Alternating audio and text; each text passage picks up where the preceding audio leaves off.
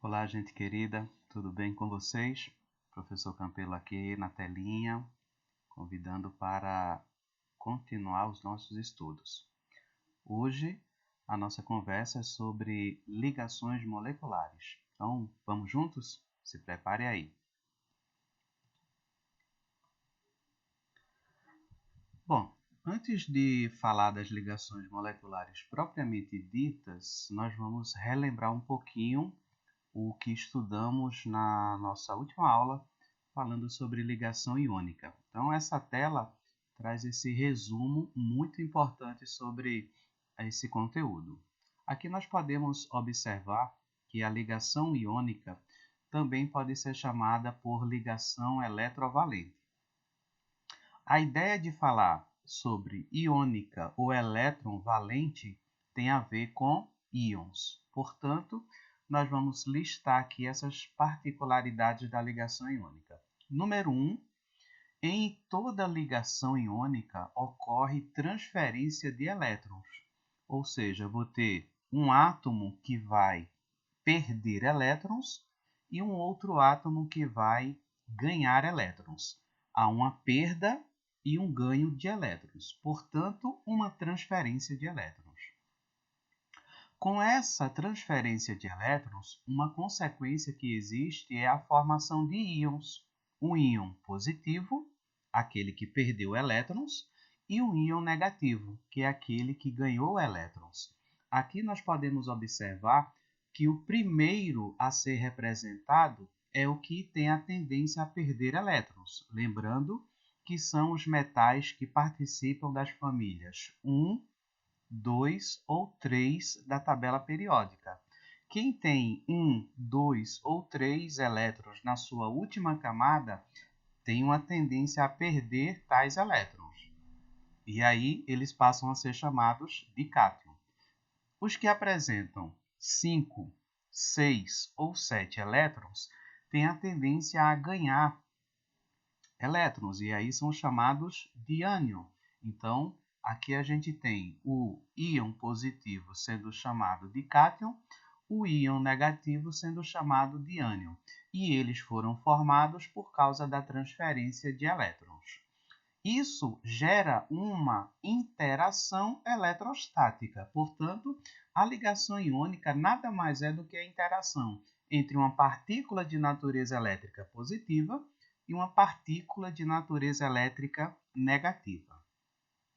Aqui a gente pode visualizar agora a tendência desse pareamento, dessa transferência de elétrons, ou seja, se você tem um átomo com um elétron na sua última camada, ele tem uma tendência a doar para átomos que têm 7 elétrons na sua última camada. E assim você vai ter o conjunto formando 8 elétrons, gerando aquela famosa estabilidade atômica, ou regra do octeto que nós já falamos. Nesse segundo momento, a relação aqui é de 2 na última camada para 6 na última camada. Então, quem tem 2 na última camada tende a perder os 2, e quem tem 6 na última camada tem uma tendência a ganhar 2, para que chegamos então aí a 8 elétrons na última camada.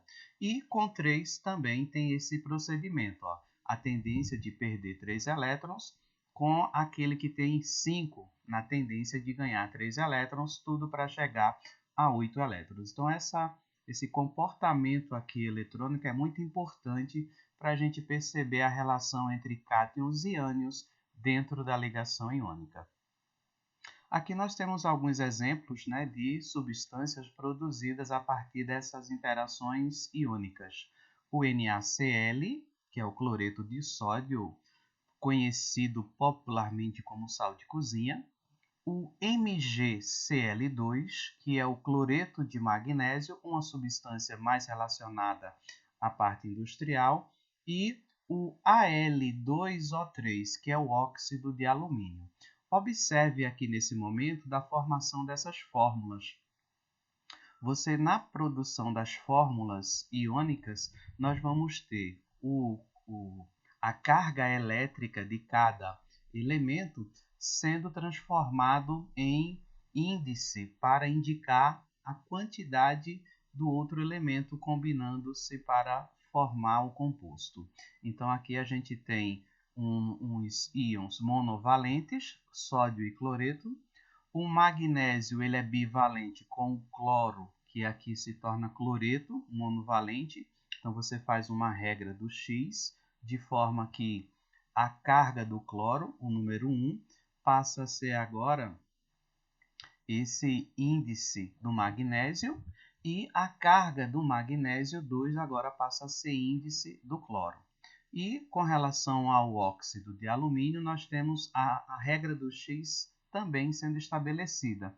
A carga do alumínio passa a ser índice do oxigênio, então por isso que aqui ele fica com 3, e a carga do oxigênio passa a ser índice do alumínio, e aqui ele assume o numeral 2. Assim a gente tem a montagem dessas fórmulas iônicas. Bom, então finalizamos aqui esta breve revisão sobre ligação iônica. Vamos para o próximo. Esse sim é o tema da nossa aula, né? Ligação covalente é um segundo tipo de ligação que existe na química, muito importante. E vamos conhecer as suas características. Vamos partir dessa substância chamada ácido clorídrico. Agora, nós temos aqui uma substância de natureza molecular e vamos entender por que ela não deve ser chamada de substância de natureza iônica. Bom, o ácido clorídrico ele é formado por átomos de hidrogênio e cloro. Com relação ao átomo de hidrogênio, vamos perceber que ele tem, nesse momento, a natureza elétrica neutra. Ele apresenta número atômico 1 e, portanto, tem um elétron na sua eletrosfera. Fazendo a distribuição eletrônica, ele só precisa de uma camada e, nesta única camada, um elétron. E como é que o hidrogênio vai adquirir estabilidade química? Bom, aqui está o momento dessa estabilidade.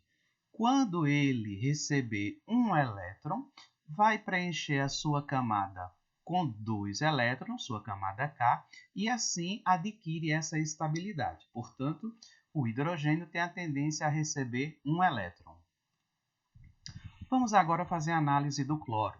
O átomo de cloro, aqui está o Cl0, porque ele está neutro, apresenta número atômico 17, número de elétrons 17. Tá? Lembre-se, é um átomo, quantidade de prótons igual a quantidade de elétrons. Fazendo a sua distribuição eletrônica, nós temos camada K, 2 elétrons, camada L, 8 elétrons, camada M, 7 elétrons. Observe que a camada de valência do cloro tem 7 elétrons, quer dizer, a última camada dessa distribuição eletrônica tem 7 elétrons. Portanto, qual é a tendência do cloro? Ganhar um elétron e aí adquirir a sua estabilidade. Aqui está a representação do cloro, essa representação eletrônica, com 7 bolinhas representando, então, esses 7 elétrons da camada de valência. Então, aqui a gente visualiza que o cloro, para adquirir estabilidade atômica, precisa ganhar um elétron. Olha que coisa interessante. O hidrogênio, para adquirir estabilidade eletrônica, também precisa ganhar um elétron. O cloro, para adquirir estabilidade eletrônica, mais um elétron. Então, eu tenho um tipo de ligação onde os dois átomos envolvidos precisam ganhar elétrons. E aí, como é que se resolve esse problema dentro da química? E aí, os químicos descobriram como funciona esta situação. Observe que o hidrogênio tem a tendência de ganhar um elétron para adquirir estabilidade, o cloro também tem a tendência de ganhar um elétron para adquirir estabilidade. Não vai haver nem perda, nem ganho de elétrons. Portanto, na ligação molecular, não existe transferência de elétrons. E como se resolve? Simplesmente com uma sociedade. Então, existe aqui o que a gente chama de par eletrônico. O par eletrônico nada mais é do que uma dupla de elétrons formada por sociedade. Nesse par eletrônico, um elétron pertence ao hidrogênio. O segundo elétron pertence ao cloro.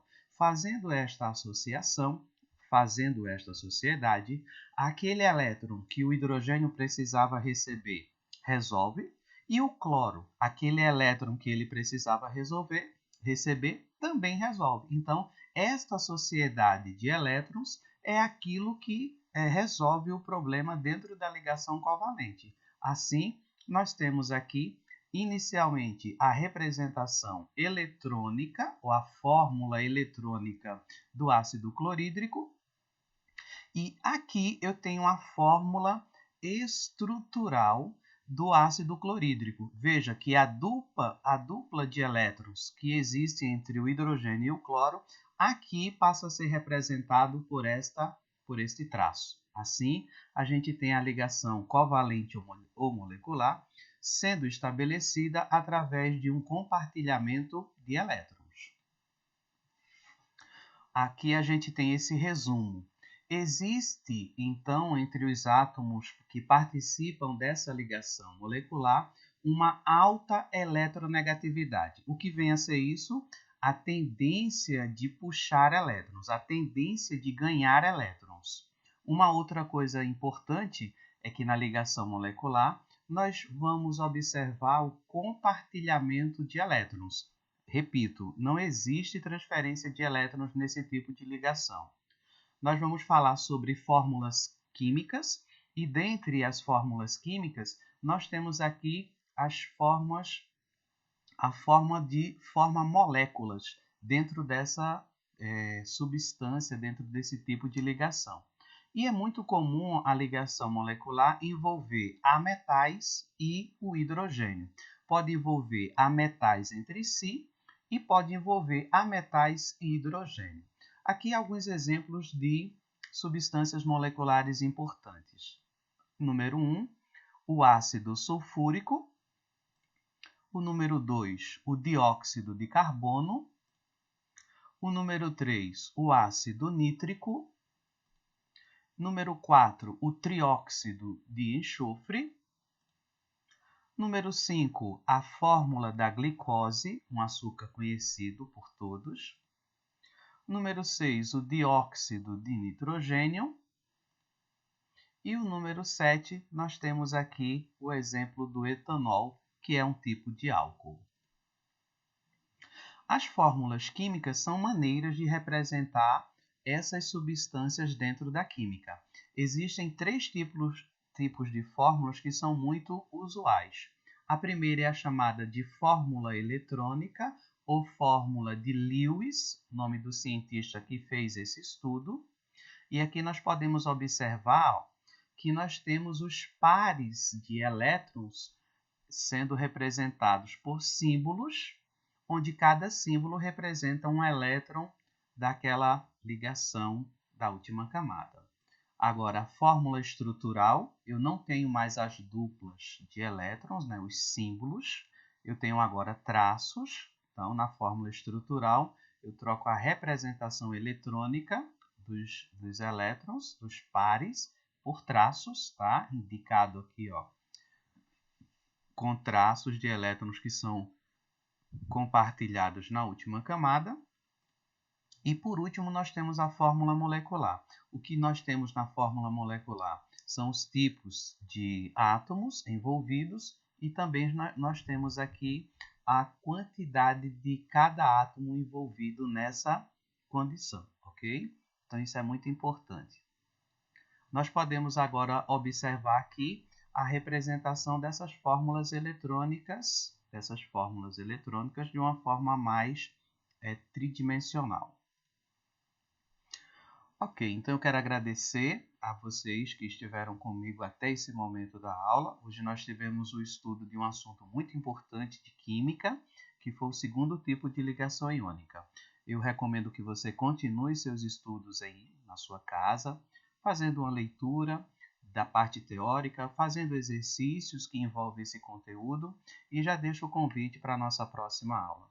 Que Deus abençoe, continuem firmes aí nos seus estudos. Muito obrigado.